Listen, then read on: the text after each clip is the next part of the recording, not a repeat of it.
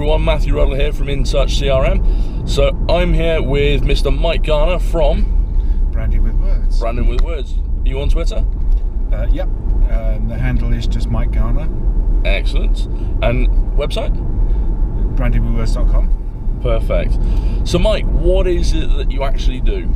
Talk to me about it. If you want my 40-second pitch, I help you get better clients, which basically involves direct marketing.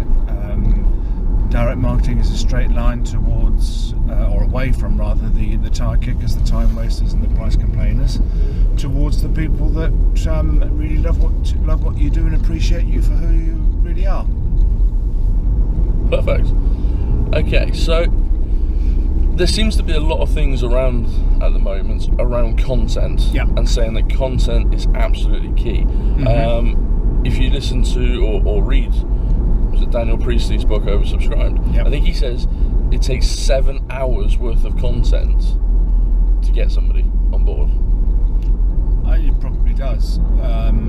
It's difficult to say with any precision what the exact statistics are, because these things are bandied around all over the place. Of course. It's like 7 points of contact. It's like you've got 3 seconds to get someone's attention.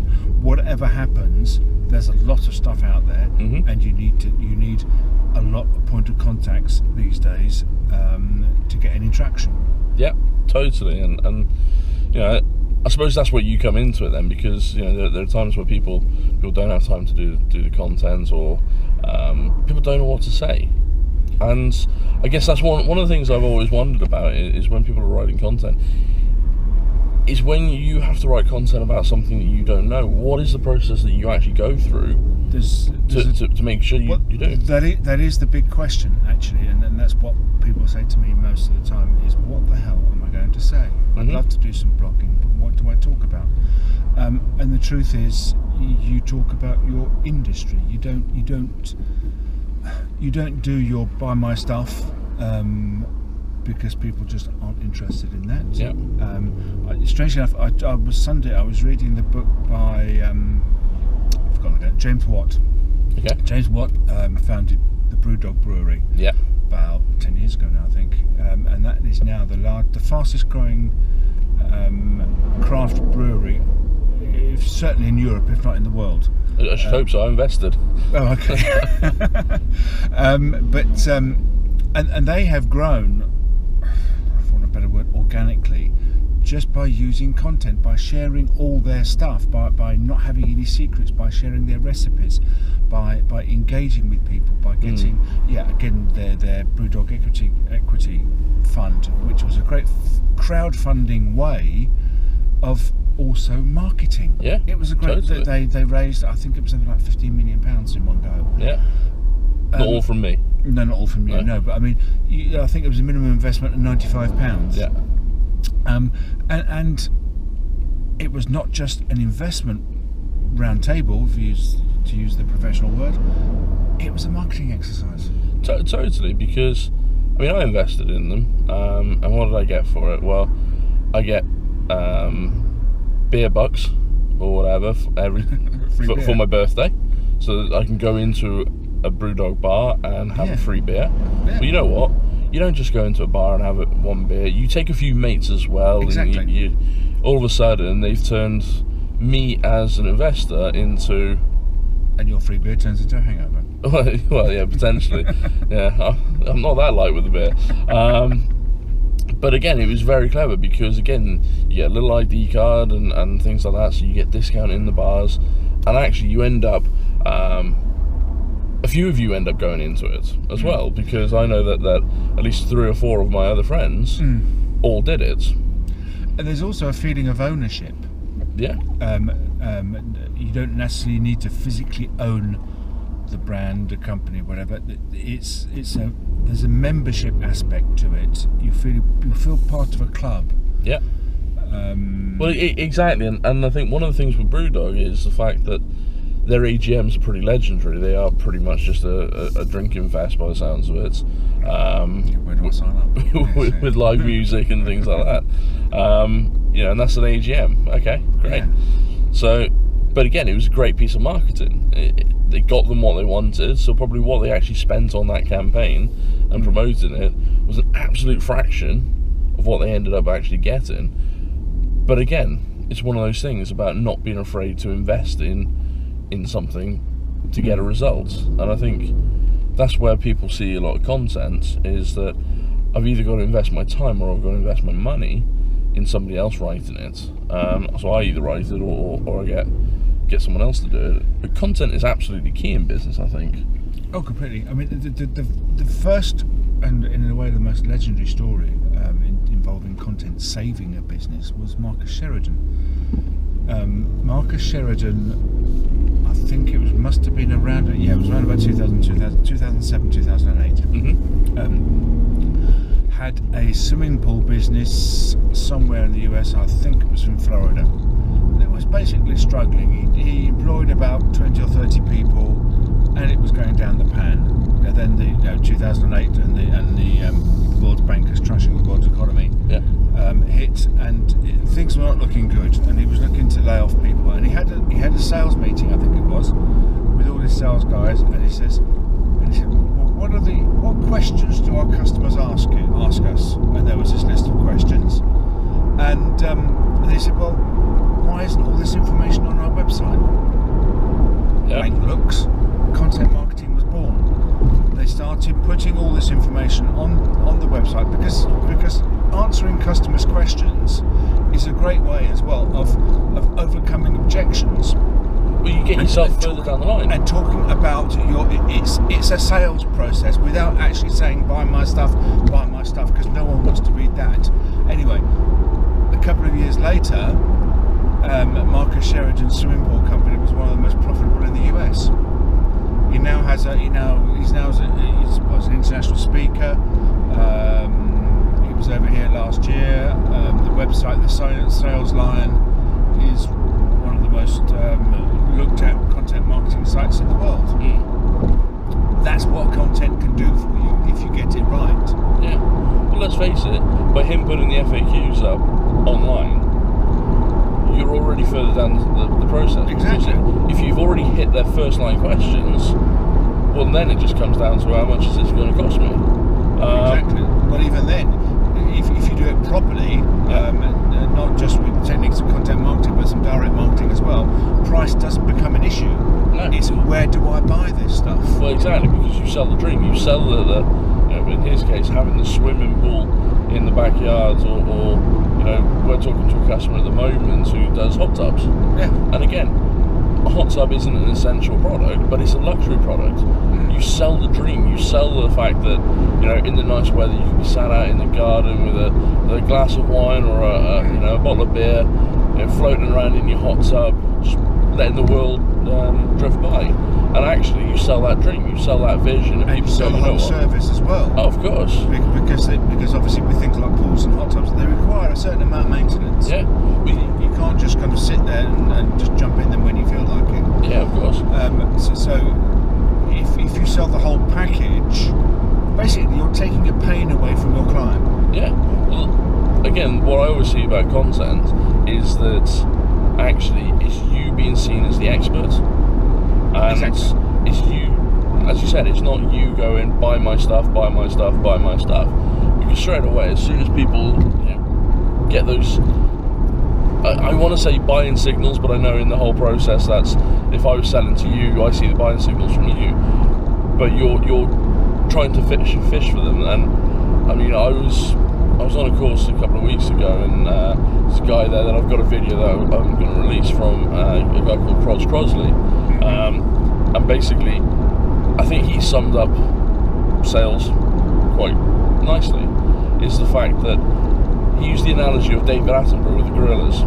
And the fact is that David Attenborough doesn't go into the forest and go chasing for gorillas and go running after them. Where's my, where are you gorillas, blah, blah, blah, and all this. He sits there and he waits. And he's patient. Yeah. And he gives all the right signals, and they come to him. Exactly. And I think the exact same things in sales, and that'll come across in your content. If it's all buy from me, of course you've got to have a call to action somewhere. You've got to, content for the sake of content sometimes I think is a bit wasted, but you have to have the next step, whether it's reading the next blog article that might take them further down the route. As they say, book the return journey. Yeah, exactly. I think also with I forgot what I was going to say now. I can't completely have my mind. I'm sorry. No worries. It's the pressure of being on Carpool Conversations. It's something like that. It'll come to me in a minute. But you also read a lot of books, don't you? I do, yeah. You've already mentioned a couple this morning. Yeah, because I think you do need to, in any business, you do need to be constantly learning. Yeah. And you could say that because I'm the eternal student, but it's true. I mean, obviously I read a lot of very boring books about writing, so you don't have to. Yeah, exactly. Yeah. But also, I mean, often a lot of the classic Mad Men advertising books. One book I would recommend to anybody read is Claude Hopkins' Scientific Advertising. It's only 70 pages long. It was written in 1923, but it is the textbook about measuring advertising, because that's one thing a lot of small businesses don't do. Is they start doing advertising, they start putting content out there, they start promoting, marketing their business, but they've got no real idea of what they're doing, what works. Yeah. Scientific Advertising was the first book really to say, well, you have to systemize this. There's lots of ways you can. I mean, obviously in the digital age, it's much easier to measure your impact. But even then, what 80 or 90 odd years ago, it was still possible to measure your impact by sending coupons with letters, by tracking the kind of responses you get from particular campaigns. And just to put this in context, Claude Hopkins was no idiot. He was the man that got America brushing their teeth through his Pepsodent campaigns in the 20s and the 30s. During the First World War, American generals were complaining that American soldiers had the state of their teeth. And I think it was something like 6 or 7% of Americans brushed their teeth in 1916. By the time you got to the middle of the Second World War, that figure was 60%. Yeah. All on the back of Claude Hopkins' campaigns for Pepsodent. He was hired by one of the Madison Avenue advertising agencies in 1921 with a salary of $180,000, which now is a pretty tidy sum. I'd imagine. In 1921, you can imagine it was an absolute fortune.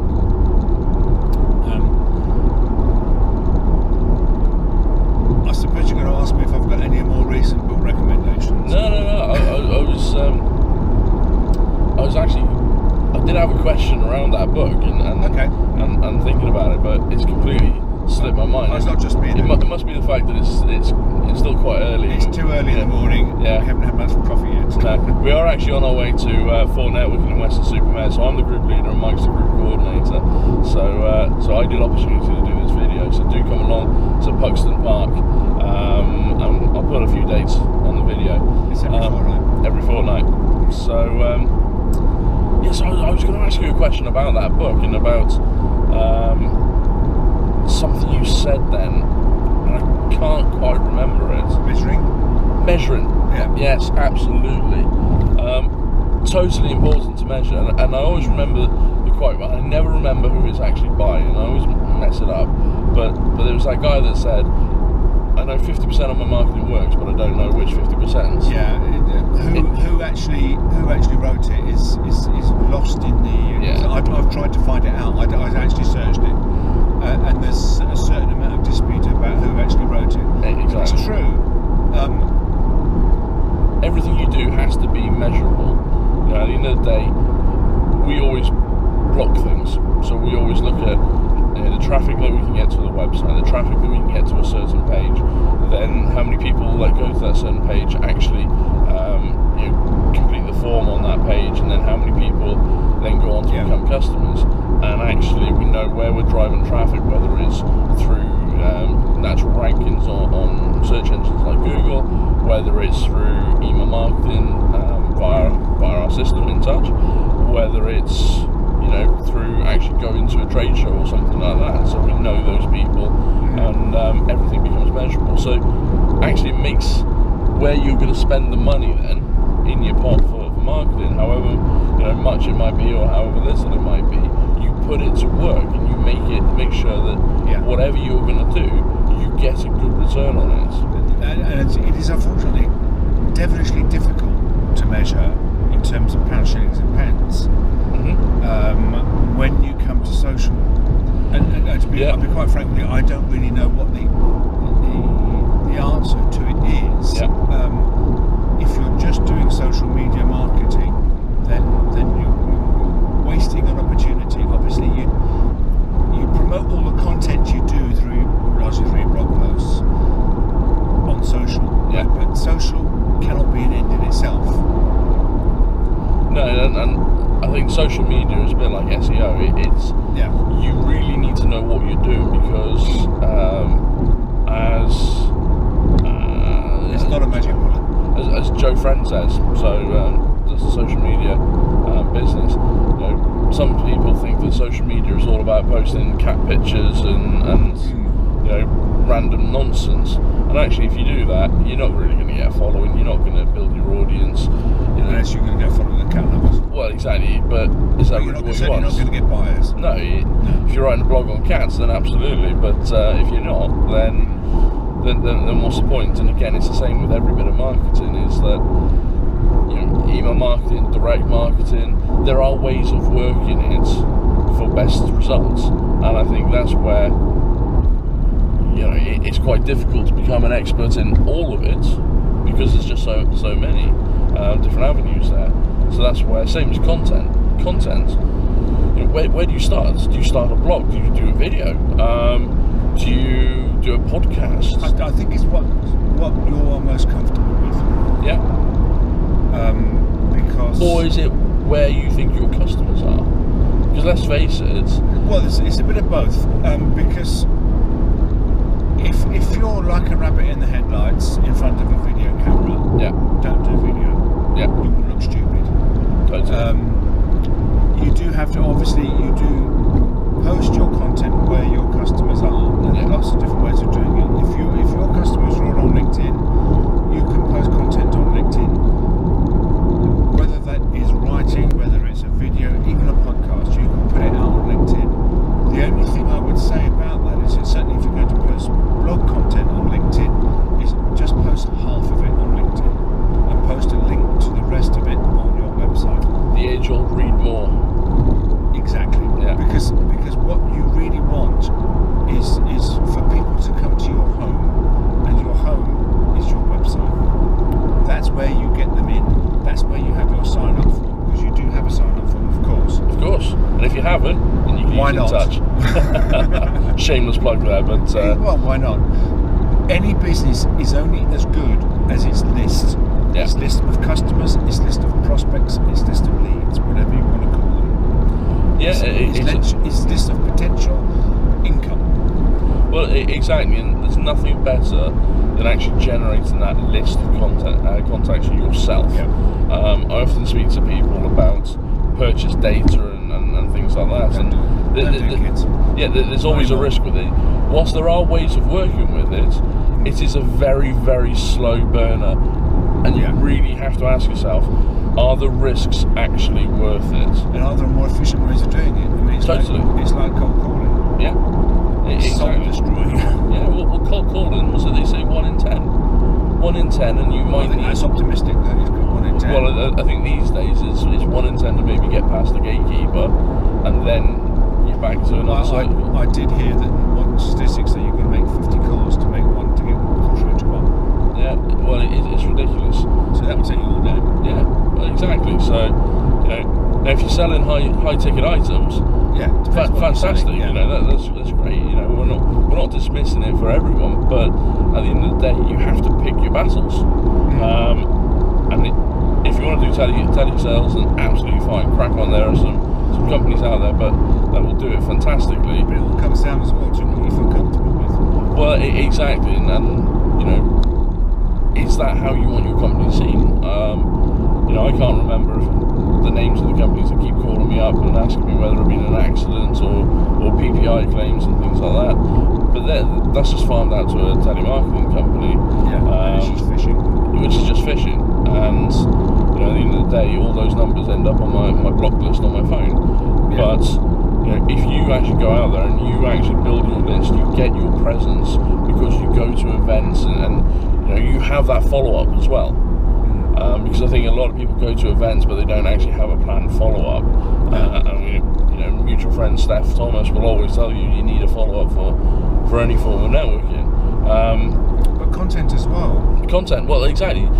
Your follow-up is sending them a blog article, some more information, that actual content that makes them go, yeah, I remember this guy, I remember talking to him, I need to talk to him. One thing we haven't really talked about is actually having a plan and having a content plan.